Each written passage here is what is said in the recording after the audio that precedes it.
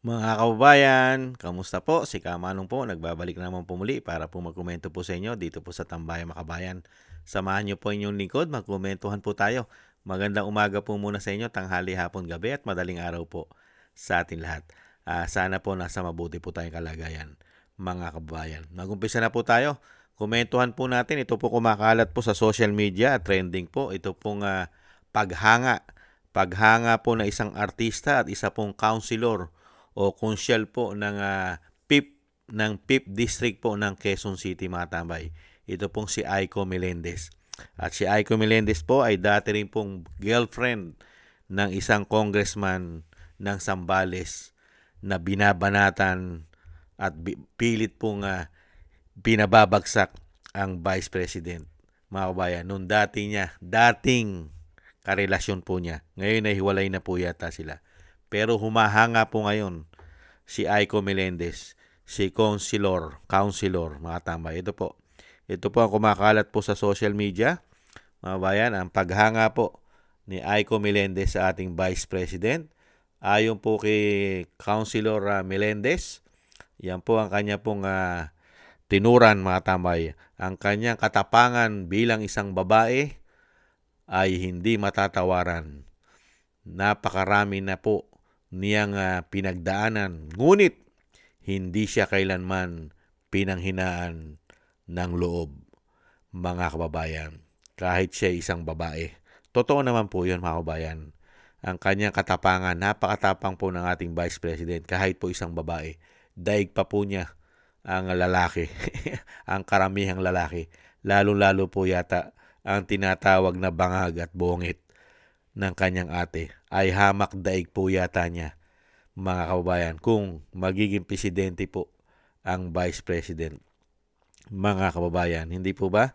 Kaya po hinangaan po ng isang konsyal at artista na si Aiko Melendez ang Vice President sa kanya pong hindi matatawarang napakarami na pong pinagdaanan at tapang, mga tamay, at hindi kailanman pinaghinaan ng kalooban ng ating Vice President.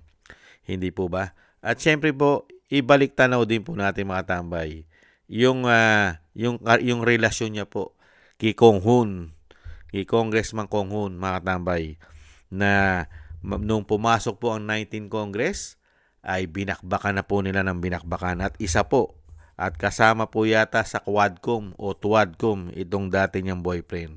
At nung panahon naman po na boyfriend niya po si Congressman Konghon, ay hindi niya po yata hinahangaan ang Vice President. Nagtatanong lang po. Ito po, mga kabayan. Tingnan po natin yung hiwalayan nila ng dati niyang boyfriend. Matapos ang 7 taong relasyon, kinumpirma ng actress na hiwalay na sila ng kanyang longtime boyfriend na si Zambales Vice Governor Jay Kong-hoon. Ayon kay Aiko, yes, hiwalay na kami pero walang third party involved. Hindi lahat ng relasyon na uuwi sa forever pero nagpapasalamat ako sa lahat ng magagandang alaala. Matapos ang 7 taong relasyon, Yeah. kinumpirma ng actress Nakapintong taon po pala sila ni Congressman. Congressman po yan ng 19 Congress. Hindi po ba? At congressman pa rin yata ngayon yan eh. Hindi po ba? Si Kong Hoon? O governor? Vice governor? I think congressman. Hindi po ba? Si Kong Hoon? Mga bayan. At grabe po ang banat po niyan at paninira po sa mga Duterte at sa Vice President, yung dating boyfriend po ni Aiko Melendez. At nung sinasabi nga po natin, nung panahon po na boyfriend niya, si Kong Hoon, ay hindi po yata hinahangaan ni Aiko Melendez ang Vice President. Pero nung maghiwalay na po sila ni Kong Hoon, ni Congressman Kong Hoon, mga tambay, ay hinangaan na po, kahanga-hanga na po ang Vice President sa kanyang katapangan bilang isang babae, ay hindi po matatawaran at napakarami na pong pinagdaanan. Ngunit, hindi kailanman pinanghinaan ng kalooban ang Vice President. Totoo naman di ba? Yung sinasabi ni Aiko. Uulitin po natin, totoong totoo, 100%. Biruin mo, ang nagpapabagsak sa'yo dahil sa politika, dahil ayaw na nilang makabalik ang Duterte dahil malilintikan po silang lahat, lalong-lalo po ang mga magnanakaw na politiko. At syempre po ang makakaliwa. Hindi po ba? Hindi papayag ang mga makakaliwa na makabalik ang Duterte sa Malacanang. Lalong-lalo po ang mga magnanakaw na mga politiko sa ating bansa. Baka nga pati si Kong Hun matatakot at takot makabalik sa Malacanang si BP Sara, ang isang Duterte. Hindi kaya kinatatakutan din ni Kong Hun yan, mga kabayan? At dito po kay Aiko Melendez, mga kabayan, pinag-uusapan po yan sa social media.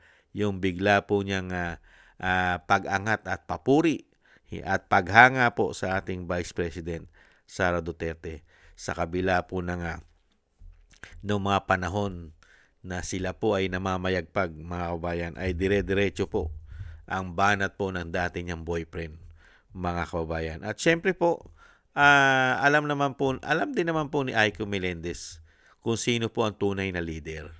Hindi naman po bobo, tangat, gago yan si Aiko Melendez, mga kabayan. Alam niya, matalino po yan. Matalino po si Aiko at alam niya ang tunay na leader at tunay na lingkod bayan ng bansa.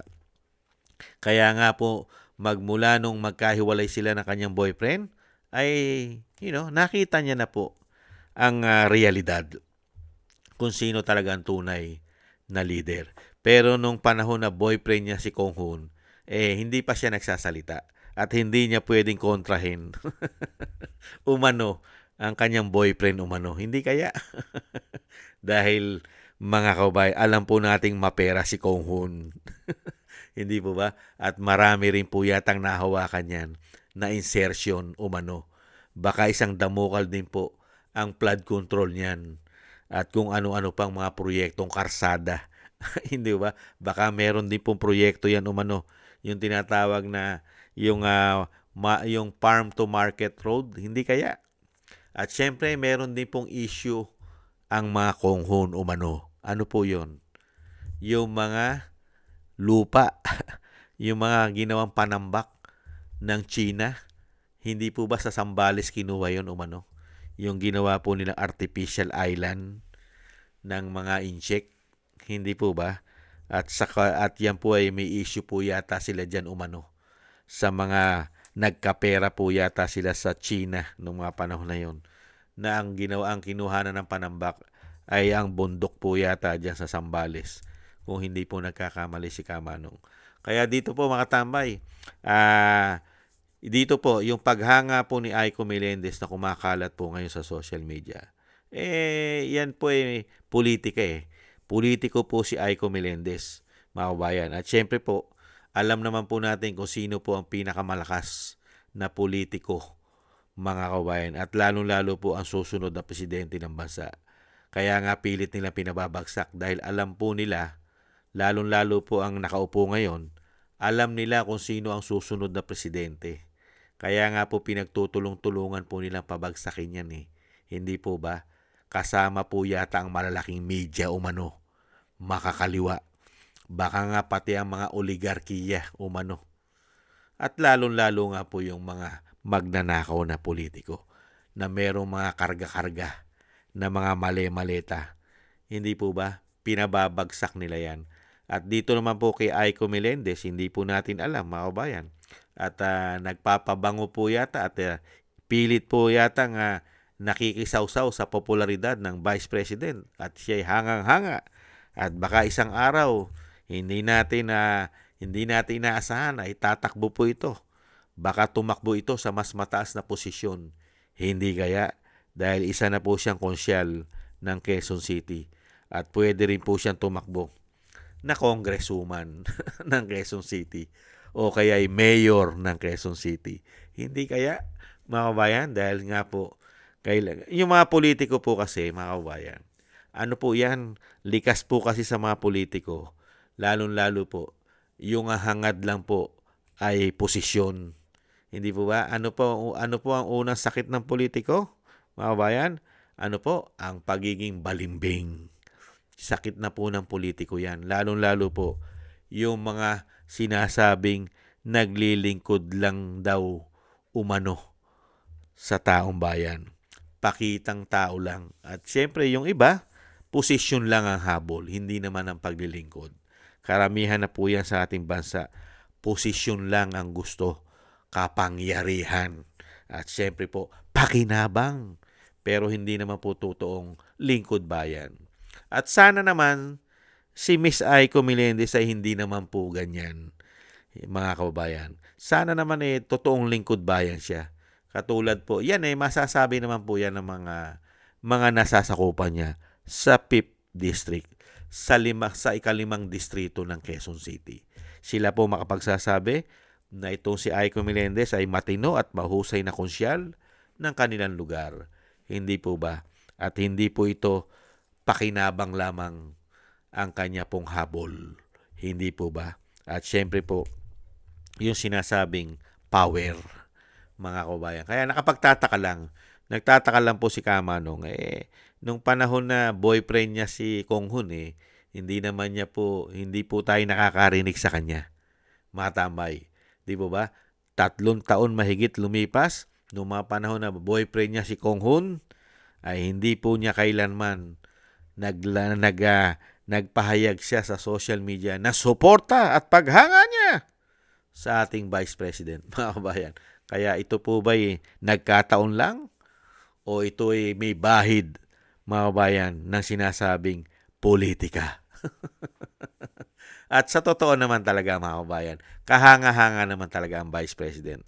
Uulitin ko, talagang kahanga-hanga ang mga Duterte, mga kabayan, dahil sa mga nagawa nilang achievement. Katulad po ng dating Pangulong Duterte, hindi po matatawaran ang nagawa sa bansa ng dating Pangulo. At ganoon din po ang Vice President. Ang dating Pangulo at Vice President, mga kabayan, ay napakaganda po ng ginawa nila sa kanilang syudad, ang Davao City. At ganoon din po sa bansa. Ang dating Pangulong Duterte, hindi lang po ini-expose ng mainstream media ang napakaraming nagawa po ng dating Pangulong Duterte. Ang gustong i-expose po ng media sa pamilya Duterte ay yung kasiraan at pilit sinisira at pinababagsak. Yan po yata umano ang gusto nila na ibalita sa Pilipino, kung paano pababagsakin umano ang mga Duterte. Hindi po ang mga nagawa nila sa mga Pilipino at sa bansang Pilipinas. Hindi po ba? Good luck na lang po sa inyo, Miss Aiko Melendez. At nagpapasalamat din po ang mga Pilipino. At nakita nyo po, nung panahon po na hindi nyo na po boyfriend si Kong Hun, at least naliwanagan po kayo. Luminaw na po ang inyong mata at ang inyong isip na nakita nyo po kung gaano po kahusay at katatag at katapang ng isang babae na Sara Duterte. Naliwanagan na po kayo. At kami po ay nagpapasalamat at nakita nyo po ang katapangan po ng isang babae na Duterte.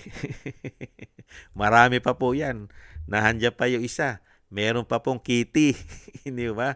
Isa rin pong matapang na babae ang isang Kitty Duterte. At ganoon din po si Pulong at si Baste. Marami pa yan. 4 pa yan, mga kabayan. At syempre, nahandyan pa ang mga apo. May mga apo pa, mga kabayan, ang mga Duterte. Hindi po mauubusan ng politiko ang Duterte. Hindi po ba, mga kabayan?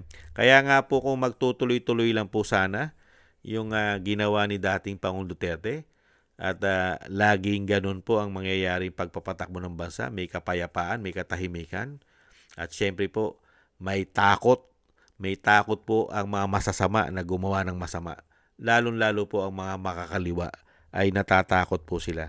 Pero sa ngayon, ang natatakot po ay ang mga normal na mga Pilipino sa mga pwede nilang gawin dahil suportado po yata sila ng pamahalaan, mga kababayan. Yan po, mga kababayan, nadugtungan lang po natin. Napahaba lang po ang ating komento dahil nga po naging boyfriend po kasi ni Kong Hun na nagpapabagsak po sa Vice President, itong si Aiko Melendez. Pero maraming salamat din po kay Aiko Melendez. Uulitin po natin. Thank you. Hinangaan mo ang ating Vice President. At nakita mo na ang Vice President ay isang magaling at matatag at matapang na Vice President. At talagang po pwede 100% na magiging magaling din siya at matapang na Pangulo, susunod na Pangulo ng bansa. Hindi po ba mga kabayan? Thank you po mga kabayan sa mga gusto po natin Tambayang Makabayan sa YouTube at TikTok. At ganun din po sa mga subscribers po natin. At sa mga nagko-comment, like, share, and subscribe. Thank you po. Mabuhay po kayo. Shoutout po sa inyo lahat. At syempre po, thank you rin po sa mga nagbibigay po ng tulong at biyaya. Shoutout po sa inyo lahat. Thank you po. Shoutout po kay Eric Hershaw ng Canada, kay Balance Vision TV, kay Tatay Nick ng Canada, kay Beiche Chiyoko Kingston ng Hong Kong, Jake Yahoo ng 4531 ng Maisog, California, USA, Gina Ray Solidides ng Berlin, Germany, Julieta Silona ng Sydney, Australia, si Jem Aris ng United Arab Emirates, Jovelyn Watanabe ng Japan, ako si Pilam, Ani Jo, Chidorico Erguisa Jr., si Arfel Villacorta, Wills Bubbles, Rosalina, Michelle Yamaguchi, Norma Garcia, Gay at Shena, Nancy Lumampao. Maraming salamat po sa inyo mga kabayan. Ingat po kayo, lalong-lalo po sa inyo po mga paggawa. At siyempre po, yung lagi po natin ginagawa, magsama-sama po tayo na manalangin na ipanalangin po natin na tayo pong lahat ay maingatan ng ating buong sambayanan at ang pamilya Duterte, ang Vice President, ang dating Pangulo, na tayo pong lahat ay maingatan sa kapahamakan, mga kababayan. Thank you po sa mga dasal. At muli po mga tambay, happy holidays po. Maligayang Pasko po sa ating lahat. At God bless po sa ating lahat. Muli po mga tambay, ingat po tayo. Konting tiis lang po. Bye-bye.